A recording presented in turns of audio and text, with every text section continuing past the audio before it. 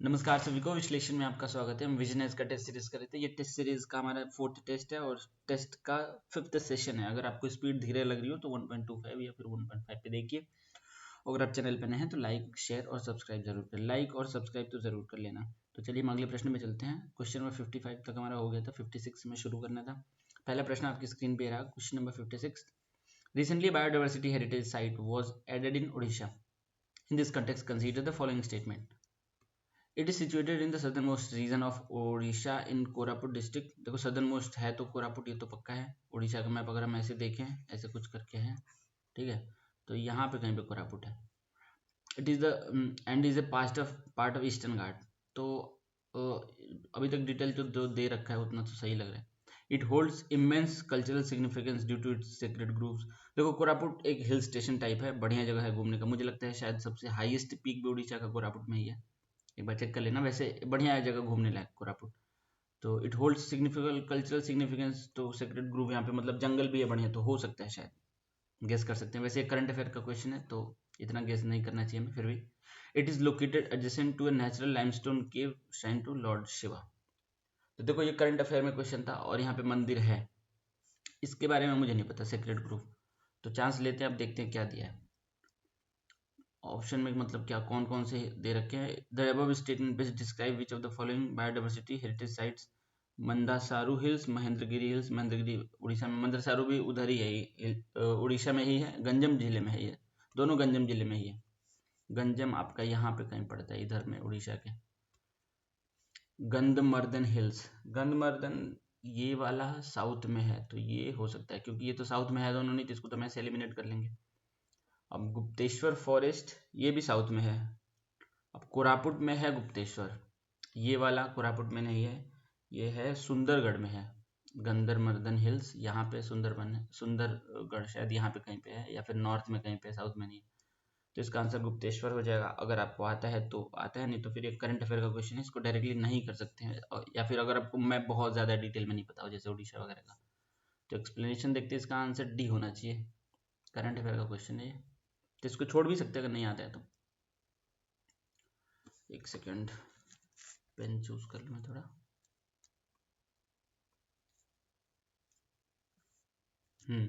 तो देखो 56 का डी दे रखा है, ठीक है।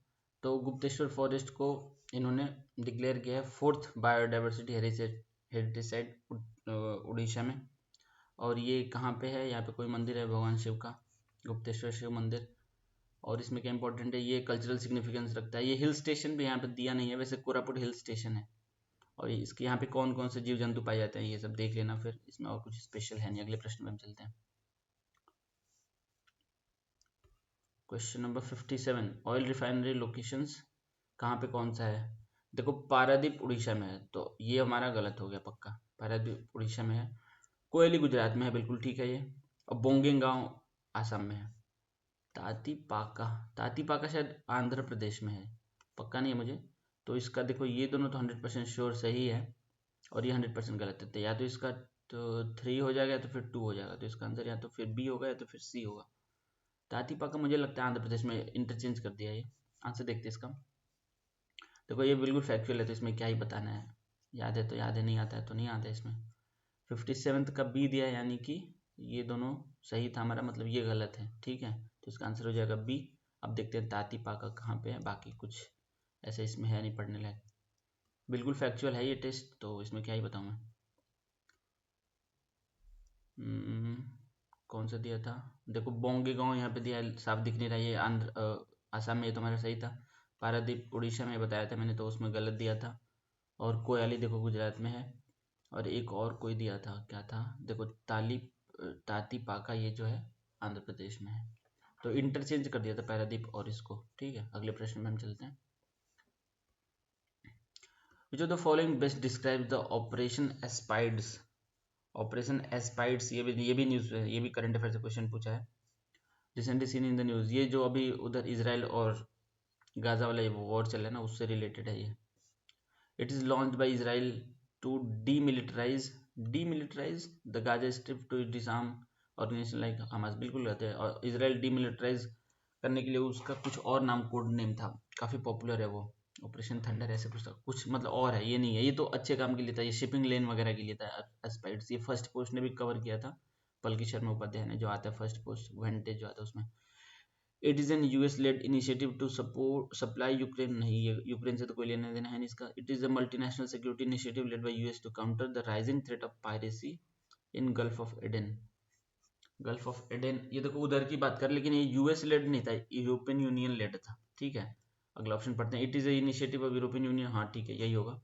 To protect red sea vessel from Iran by Houthi attack. देखो ईरान के ये प्रॉक्सीज हैं हुतीज, ठीक है। तो ये इधर से जो भी वेसल पास कर रहे थे उस टाइम पे तो अटैक कर रहे थे, तो उसके खिलाफ इन्होंने ये ऑपरेशन एस्पाइड्स लॉन्च किया था। भारत ने भी अपने इंडियन नेवी डिप्लॉय की थी अपने कंटेनर सुरक्षित निकालने के लिए, तो उसकी बात कर रही है, काफ़ी न्यूज़ में था कुछ दिन पहले। अगले प्रश्न में हम चलते हैं। Consider the following statement pairs regarding the trans continental railways with the corresponding two cities, ठीक है। ट्रांस साइबेरियन रेलवे, ये तो रशिया में है, तो बीजिंग है तो गलत है। देखो ये रशिया ऐसे है ना, इतना बड़ा सा देश है जो रशिया, तो यहाँ पे व्लादिवोस्टोक शहर है, यहाँ पे है सेंट पीटर्सबर्ग, इसको लेनिनग्राड भी कहते हैं। तो इसको जोड़ने वाला जो है उसको कहते हैं ट्रांस साइबेरियन रेलवे, तो ये गलत हो गया हमारा। Trans Canadian railway, Vancouver Halifax, बिल्कुल ठीक है, ये वैंकूवर वहीं पे है कनाडा में ही, हैलिफैक्स भी, तो ये ठीक है। The union and pacific railway, New York city and San Francisco, बिल्कुल ठीक है ये भी। ये सब आपको मिल जाएगा, अगर एनसीईआरटी में नहीं मिलता है तो इसकी एक बुक आती है घटना चक्र की प्रीवियस ईयर, उसमें सारे ये मिल जाएंगे जितने दे रखे। ओरिएंट एक्सप्रेस यूरोप में है ये, पर्थ सिडनी इसका गलत है। ये आपको उसको कनेक्ट करता है, टर्की को कनेक्ट करता है फ्रांस से, ये वाला ओरिएंट एक्सप्रेस। तो इसका आंसर हो जाएगा, ये गलत है, ये गलत है, हमारा दो आंसर है इसका, तो इसका आंसर हो जाएगा ओनली 2, इसका आंसर होगा बी। एक्सप्लेनेशन पढ़ते हैं 58 का। 58 का डी, ये तो मैंने बताया था करंट अफेयर से था, इसमें तो कुछ देखने का है नहीं। 59 का बी, ठीक है, 59 का बी ठीक है। देखो इधर ट्रांस कॉन्टिनेंटल रेलवे जो है कहाँ गया, ट्रांस साइबेरियन रेलवे, ये है हमारा सेंट पीटर्सबर्ग से और व्लादिवोस्तोक, इसको लेनिनग्राड भी कहते हैं, मैप भी बनाया था मैंने पीछे, वही है ये। ट्रांस कैनेडियन रेलवे ये वैंकूवर से हैलिफैक्स से तक चलता है ये। यूनियन पैसिफिक रेलवे, देखो ये सैन फ्रांसिस्को से है pacific coast of North America, ठीक है। ये काफ़ी पुराना जीर्ण शीर्ण अवस्था में है लेकिन है ये, और अमेरिका का सबसे ज़्यादा रेलवे ट्रैक है, जबकि पुराना हो गया लेकिन है अभी भी। Australian trans continental railway runs east west across the southern part of the continent from Perth to west coast. मतलब ऑस्ट्रेलिया कुछ अगर ऐसे है, ऐसे करके ना ऑस्ट्रेलिया, तो इधर से इधर को ये चल रहा है, ठीक है। ओरिएंट एक्सप्रेस ये तो पेरिस, अब मतलब फ्रांस से टर्की तक चलते हैं, बताया था मैंने, ठीक है। अगले प्रश्न में चलते हैं। Question number 60th। With reference to the international railway transport, consider the following statement. The Blue Rain train runs through Africa, connecting Cape Town in South Africa to Windhoek in Namibia. गलत, Namibia में इतना train है ही नहीं facility. और ये blue train वही वाला track को फॉलो करता है जिसमें पूज्य बापू गांधी जी को ट्रेन से उतारा था ना दक्षिण अफ्रीका में, नटाल, आपने पढ़ा होगा मॉडर्न हिस्ट्री में। तो ये वही वाला रूट है ये। तो केप टाउन तो ठीक है, इसका दूसरा शहर वो भी साउथ अफ्रीका में ही है, शायद जोहान्सबर्ग या फिर कोई है, तो नामीबिया तो नहीं है, तो ये इसका गलत है। तो ओरिएंट एक्सप्रेस देखो फिर से आ गया ओरिएंट एक्सप्रेस, अभी हमने ऊपर किया था ना फ्रांस से टर्की तक, इस्तांबुल से पेरिस तक था ये। तो ट्रांस कॉन्टिनेंटल है, ठीक है। Istanbul in Turkey to Strasbourg in Germany, गलत है, स्ट्रासबर्ग जर्मनी नहीं, पेरिस तक है। स्ट्रासबर्ग में अभी कुछ दिन पहले दंगे हुए थे जर्मनी में, मतलब शायद हाँ कोई बर्ग करके था, यही था, तो यहाँ पे ये भी न्यूज़ में था। तो इसका ये भी गलत हो गया, तो हमारा इसका आंसर हो जाएगा डी हो जाएगा, इसका neither one not two. Answer देखते हैं 60th का डी, बिल्कुल ठीक है। अब इसमें हमें क्या देखना है, रेलवे बहुत लंबी चौड़ी कहानी दे रखी है, हम नहीं देखेंगे इतना। देखो ब्लू ट्रेन की बात कर रहा था, ये केप टाउन टू प्रिटोरिया है, रिपब्लिक ऑफ साउथ अफ्रीका, तो ये वही वाला ट्रैक है। प्रिटोरिया, देखो सॉरी मैंने जोहान्सबर्ग बोल दिया था, प्रिटोरिया से ब्लू केप टाउन को कनेक्ट करता है ये। और इसमें क्या in 1997 new blue train was introduce and its traditional route between Cape Town and Pretoria और एक्सटेंडेड टू विक्टोरिया फॉल तक, इसको एक्सटेंड कर दिया 1997 से। ओरिएंट एक्सप्रेस हम पहले देख चुके हैं, इसमें कौन कौन से देश आते हैं बीच में, स्ट्रेसबोर्ग है ये, जो कि जर्मनी तक मतलब होगा तो, लेकिन जर्मनी तक में खत्म नहीं हो रहा है, पेरिस तक जा रहा है। म्यूनिक वियना ऑस्ट्रिया में है, बुडापेस्ट और बुडापेस्ट कहाँ की राजधानी है? बुडापेस्ट कहाँ की राजधानी है यूरोप में? बेलग्रेड भी राजधानी है। अगले प्रश्न पे हम चलते हैं। ये बिल्कुल फैक्चुअल टेस्ट है। Consider the following sites. Gulf of Cambay को गल्फ ऑफ खंबात भी कहते हैं। Continental shelf along the western coast, ये इस क्षेत्र की बात कर रहा है ये, ठीक है। गल्फ ऑफ खंबात इधर हो गया और ये वेस्टर्न कोस्ट हो गया, ठीक है। कावेरी बेसिन इधर हो गया। तो क्या पूछा है? How many of the above sites are deemed to have the potential for petroleum reserve? Kaveri Ganga Godavari Kaveri basin में तो है ही, वेस्टर्न कोस्ट में गल्फ ऑफ खंबात में है ही, यहाँ पे तो कुछ कुछ मिला भी है, मतलब ड्रिलिंग नहीं हुआ लेकिन मिला है, मतलब साक्ष्य मिला है कि यहाँ पे है। तो फिर तो इसका तीनों हो जाएगा, इसका आंसर होना चाहिए ऑल थ्रीज। एक्सप्लेनेशन देखते एक सेकेंड हम। 61 का सी, ठीक है। क्रूड ऑयल पेट्रोलियम में भी ये लंबी चौड़ी कहानी लिख रखी है, हमें नहीं पढ़ना ये। कहाँ कहाँ मिला है ये देख लेते हैं हम। सभी सेडिमेंटेड रॉक में नहीं मिलता हमको पेट्रोलियम, ये तो पता ही है। जैसे कहाँ कहाँ पे मिला है, तराई जोन में मिला है, और गंगा सतलज बेसिन में। अभी सतलज नदी में वो भी मिला था, टेंटेलियम करके एक मेटल आता है, टेंटलम सतलज में ही मिला था शायद, एक बार कंफर्म कर लेना। वैसे सतलज में, ये भी करंट अफेयर का क्वेश्चन था। Encompassing deltaic tracts of Ganga नदी, गंगा महानदी गोदावरी कृष्णा कावेरी, यहाँ पे सभी जगह पोटेंशियल रिजर्व्स है, ठीक है। आगे देखते हैं हम। वेस्टर्न कोस्ट पे भी है गल्फ ऑफ कम्बे, इसको खंबात भी कहते हैं। आइलैंड अरेबियन सी, ठीक है ठीक है। नेटवर्क ऑफ पाइपलाइन, कहाँ कहाँ से पाइपलाइन बना रहे हैं लोग, ठीक है, बन भी चुका है काफ़ी ज़्यादा। अगले प्रश्न में हम चलते हैं। देखो हम इतनी तेज़ी से इसलिए टेस्ट खत्म कर रहे हैं क्योंकि बहुत सारे टेस्ट हैं, हमें खत्म करने हैं, और ये फैक्चुअल में इसको रट तो पाएंगे नहीं 1 मिनट में, इसको खुद से पढ़ना पड़ेगा। चलो हम टेस्ट को एनालिसिस कर रहे हैं, अगर कहीं ऐसा मिल जाता है तो हम उसको करेंगे, वरना आगे बढ़ जाएंगे हम। Consider the following statement with reference to national Ayush mission. National Ayush mission देखो 2014 में शुरू हुआ था, ठीक है, ये याद रखने वाली बात है। और आयुष का फुल फॉर्म होता है आयुर्वेदा, AY आयुर्वेदा हो गया, यू से हो गया यूनानी, एस से हो गया सिद्धा, एस से हो गया होम्योपैथी, ठीक है।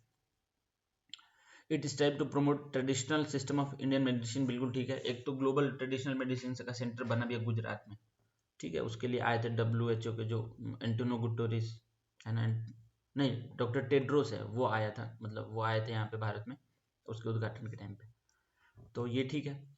It include Sowa Rigpa and naturopathy under its ambit. देखो सोवा रिग्पा को मिनिस्ट्री ऑफ आयुष मान्यता देता है, इसका कॉलेज भी बनाया लेह लद्दाख में, लेकिन जो नेशनल आयुष मिशन है उसके अंतर्गत सोवा रिग्पा नहीं आता है।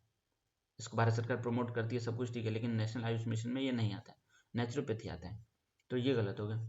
It is a central sector scheme implemented by ministry of health and family welfare. इसके लिए तो अलग से मंत्रालय बना देना, मिनिस्ट्री ऑफ आयुष, तो ये तो गलत ही हो गया हमारा, इसका आंसर 1 हो जाएगा। इसका आंसर ओनली 1। एक्सप्लेनेशन देखते हैं हम। 62 का ए, ठीक है। अब क्यों ठीक नहीं, मतलब क्यों ठीक है, वही रीज़न इसका वही होगा। देखो आयुर्वेद का, आयुष का फुल फॉर्म यही होता है, आयुर्वेदा योगा नेचुरोपैथी यूनानी सिद्धा एंड होम्योपैथी। जो सोवा रिग्पा होता है ना वो बुद्धिस्ट, मतलब तिब्बत में, दार्जिलिंग वगैरह में, सिक्किम में, नॉर्थ ईस्ट में कहीं कहीं पे, मतलब ये Buddhist form of traditional medicine है, तो इसको सरकार प्रमोट तो कर, इसका एक कॉलेज भी बनाया लेह में, ठीक है, ये भी जानने वाली बात है। नेशनल आयुष मिशन ये सेंट्रल स्पॉन्सर्ड स्कीम है, 2014 से शुरू हुआ था, ठीक है। अगले प्रश्न में हम चलते हैं। तो अगला प्रश्न, in the context of human geography the term conurbation, conurbation देखो ये अर्बन से बना है, ठीक है, is best defined as. Conurbation मतलब ये होता है, जैसे मान लो ये है राष्ट्रीय राजधानी क्षेत्र दिल्ली, इसके इधर है गुरुग्राम, इधर है नोएडा गाजियाबाद, इधर है नोएडा, तो ये शहर इतना धीरे धीरे फैलता गया कि नोएडा को अपने आप में ले लिया, गाजियाबाद को ले लिया, गुरुग्राम को ले लिया, फरीदाबाद को ले लिया। तो ये सब जो हो रहा है, जो प्रोसेस, एक्सपेंडिंग सिटी है दूसरे को अपने में ले लिया, इसी को कन्वर्बेशन कहते हैं। अब पढ़ते हैं एक्सप्लेनेशन क्या दिया है, options. A large area of urban development that resulted the form of merging the original separate towns और सिटीज, यही होना चाहिए वैसे। देखते हैं आगे। The process of declining population, बिल्कुल गलत। द प्रोसेस ऑफ री रूरलाइजेशन, गलत। और large area of urban development that resulted from the split of large town, बिल्कुल गलत है। आंसर इसका ही होगा, वही होगा। एक्सप्लेनेशन पढ़ेंगे नहीं, केवल आंसर देखेंगे, अगर सही होगा तो सही, आगे बढ़ जाएंगे।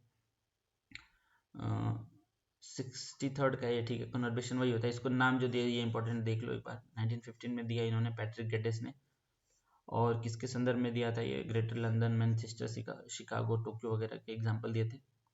ठीक है, बाकी मैंने देखना इसके बुक है वो बुक सिटीज इन इवोल्यूशन 1915, ये बुक्स वगैरह का नाम स्टेट पीसेस में पूछ लेता है, तो एक बार देख सकते हो इसको। अगले प्रश्न में चलते हैं। With reference to the methane hydrate consider the following statement, it is a lattice of ice trapping methane। ये क्वेश्चन करके हम बंद करेंगे फिर, ठीक है। एक सेकेंड कुछ छूटा है हमारा। क्वेश्चन नंबर 63 किया था ना हमने, 60, अरे हम सीधे इधर आ गए, एक सेकेंड, ये नहीं, अभी 64 में करना है। Which of the following best describes the welfare approach to human development, ठीक है। Higher the level of income, higher is the level of human development. Welfare approach, welfare सरकार क्या होती है, जो लोगों की भलाई करे, मतलब सरकार, वेलफेयर स्टेट कहते हैं ना भारत को। तो सामाजिक सोशल सिक्योरिटी स्कीम में पैसे खर्च करते हैं। तो हाई लेवल ऑफ इनकम से इसका कोई लेना देना नहीं है। High government expenditure on services like health and education, हाँ ये हो सकता है, हेल्थ और एजुकेशन में पैसे खर्च करना वेलफेयर स्टेट की एक प्राथमिकता होती है। Provision of basic needs to defined section of society ignoring their choices, बिल्कुल इग्नोरिंग देयर चॉइसेस, अपनी मर्जी से कुछ भी नहीं, ये गलत है। Building human capabilities in the areas of health education and access to resources in the key increasing human development. Building human capabilities देखो, तो पहले तो ग्राउंड लेवल पे इन्वेस्टमेंट होगा, तब जाके कैपेबिलिटीज बढ़ेंगी। तो ये भी ठीक लग रहा है। Building human capabilities in the areas of health education and access to resources is the key to increasing human development. और हायर गवर्नमेंट, अच्छा ये वेलफेयर अप्रोच सरकार के विषय में बात कर रहे हैं, तो इसका आंसर भी ही होगा, ये गलत है, क्योंकि सरकार सोशल सिक्योरिटी पे खर्च कर रही है, ये तो वैसे नॉर्मली बात कर रहा है, ये भी सही है वैसे अगर, लेकिन वेलफेयर अप्रोच सरकार के बारे में बात करेगा डेवलपमेंट के लिए, तो इसका आंसर ज़्यादा सटीक बी हो। वैसे डी भी सही लग रहा है मुझे, आंसर देखते इसका बी या डी में से कोई होगा, ज़्यादा चांस बी के हैं। 64th का भी बिल्कुल ठीक है।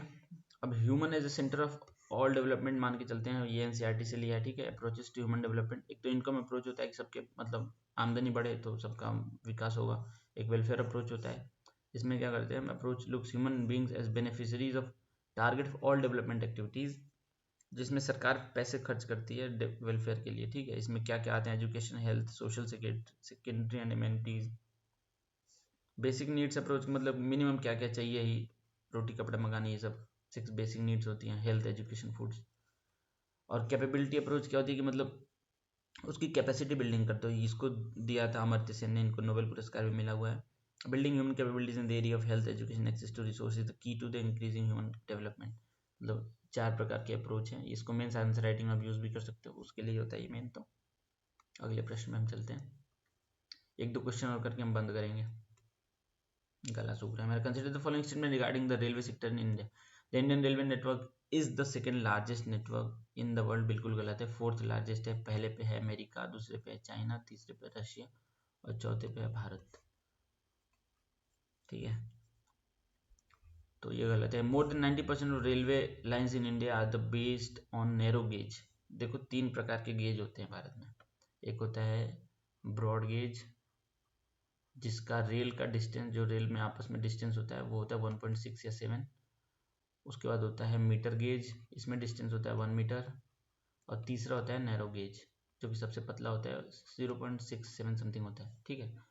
तो नैरो गेज वहाँ पे होता है, जैसे देखा होगा ना ऊपर हेरिटेज माउंटेन रेलवे जो चलती है उधर दार्जिलिंग में, या फिर पुराने ज़माने में ट्रेन चलती थी, छोटी लाइन कहते थे जिसको, तो वो नैरो गेज होता है। तो नैरो गेज 90% कैसे हो सकता है, गलत है बिल्कुल, क्योंकि उस पर स्पीड रेलवे की धीरे रहती है और ट्रेन मतलब उतना एफिशिएंटली चल भी नहीं पाती है।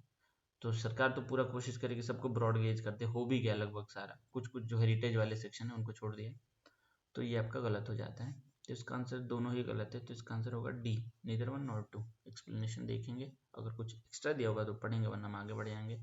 रेल ट्रांसपोर्ट के बारे में दिया है, देखो इसमें रैंकिंग भी दिया, अमेरिका, चाइना और रशिया, फिर भारत है, तो ये गलत ही हो गया था। हमारा भारत में रेलवे 4 अप्रैल को शायद शुरू हुआ था, कौन था उस टाइम पे, डलहौजी था 1853 में, ठीक है। लॉर्ड डलहौजी था उस टाइम पे, लॉर्ड डलहौजी का वहाँ पे है टॉम्ब, उत्तर प्रदेश के गाजीपुर में, ठीक है। इससे में मतलब नहीं है। 34 किलोमीटर की पहली यात्रा थी Bombay to Thane, Indian railway undertake कर रहा है, ठीक है। या अभी तक भारत में रेलवे नेटवर्क है 19-20 का दिया, अभी तो शायद 75 के आसपास है, 75,000।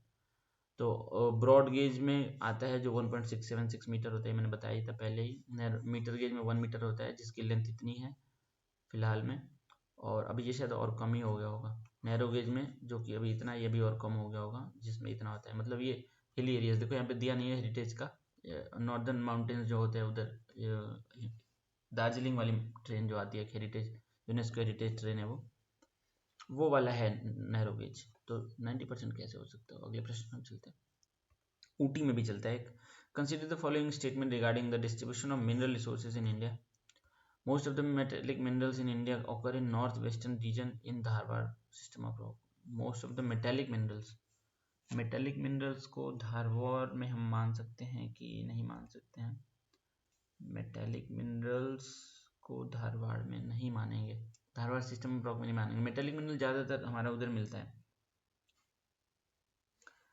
पेनिनसुलर प्लेट्यू में, जैसे ये हमारा भारत हो गया, तो ये वाले रीजन में ज़्यादा मेटेलिक मिनरल मिलेंगे, इधर वाले में। यहाँ पे धारवाड़ तो इधर हो जाता है ना कहीं पे, तो ये गलत हो जाएगा हमारा। The valley of Damodar, Son, Mahanadi, Godavari account for the 30 to 40% of coal reserves in India.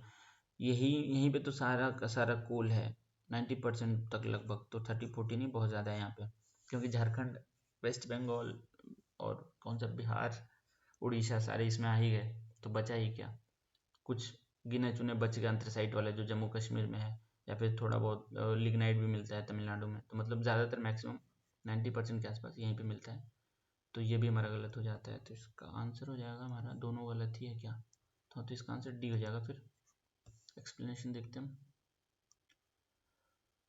Distribution of minerals in India. अब देखो ये पेनिनसुलर प्लेट्यू में मिलता है, ये मैंने बताया था, ओल्ड क्रिस्टल, यानी ये वहाँ पे लावा ट्रैप होने के कारण यहाँ पे मिलता है। ठीक है, 97, देखो 19% में कह रहा था, 97% मिलता है दामोदर और सोन महानदी वगैरह में। और क्या दिया इसमें? New reserve have been located in Krishna, Godavari and Kaveri basin. जो मेजर मिनरल प्रोड्यूसिंग एरियाज है यही है, जो north eastern plateau region, south western plateau region and north western region. ठीक है, एक क्वेश्चन करके और हम बंद कर देंगे। With reference to the methane hydrate, consider the following statement. It is a lattice of ice trapping methane molecules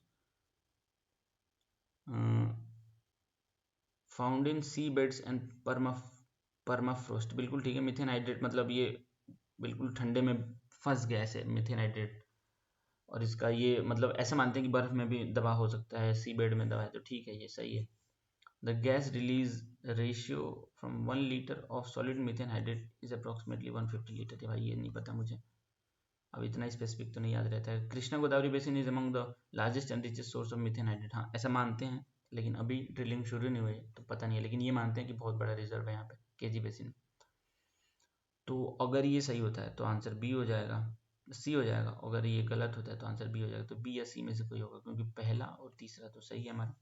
इसको मैं स्किप कर देता क्वेश्चन को अगर पेपर में आता तो, क्योंकि 150 लीटर वाला खतरनाक है, डिटेल एकदम डेटा पूछा है। जो 67 का सी, मतलब कि इसका आंसर है ऑल 3 आर करेक्ट, ये होगा इसका आंसर। एक्सप्लेनेशन पढ़ लेते हैं। Methane hydrate is a cage like lattice of ice inside of which are trapped molecules of methane। ठीक है, is found in the seabed and form of low temperature and उधर भी कहते हैं मीथेन ट्रैप्ड है उधर, जैसे आर्कटिक रीजन में, तभी तो वहाँ पे बर्फ पिघल रही, तो रशिया को फायदा होने वाला है, ऐसे मानते हैं। ठीक है, तो परमाफ्रोस्ट वाला वही रीजन है। और भारत में कुछ बिगेस्ट मीथेन हाइड्रेट रिजर्व हैं, जैसे कि KG basin, Krishna Kerala Konkan basin, और अंडमान में भी है thickest ever deposit 600 metre below the sea bed in the volcanic ash sediment. देखो यहाँ पे है potential hydrate reserves of India, इतने सारे हैं। ठीक है, तो ये वाला सेशन हम यहीं पे बंद कर सकते हैं। अगले सेशन में फिर से हम कंटिन्यू करेंगे। कौन से क्वेश्चन तक हो गया हमारा? क्वेश्चन नंबर 67 तक हो गया। Thank you very much for watching. Subscribe कर लेना और लाइक ज़रूर कर देना। Thank you.